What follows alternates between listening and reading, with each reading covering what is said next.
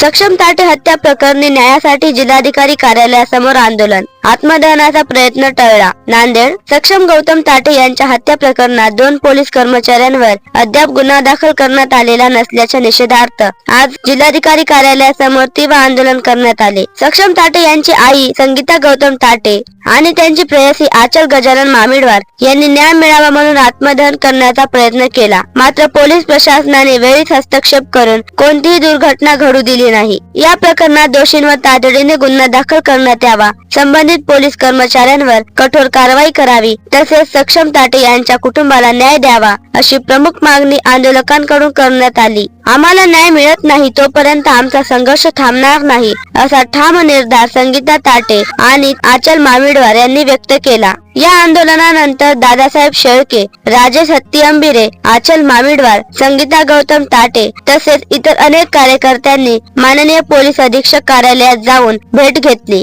या भेटीत प्रकरणाची सविस्तर माहिती मांडण्यात आली व संबंधित पोलीस कर्मचाऱ्यांवर गुन्हा दाखल करण्याची मागणी करण्यात आली. माननीय पोलीस अधीक्षक साहेब यांनी सर्व बाबींची गांभीर्याने दखल घेत तपास प्रक्रियेत पारदर्शकता ठेवण्याचे आणि सर्व मागण्यांवर योग्य ती कार्यवाही करण्याचे आश्वासन दिले. यानंतर आंदोलकांनी आंदोलन तात्पुरते स्थगित केले. दरम्यान सक्षम ताटे हत्या प्रकरणामुळे संपूर्ण जिल्ह्यात तीव्र संतापाची भावना पसरली असून अनेक सामाजिक संघटना आणि नागरिकांकडून निषेध व्यक्त करण्यात येत आहे. दोषींवर त्वरित कारवाई करून न्याय देण्यात यावा अशी सर्व स्तरांतून मागणी होत आहे.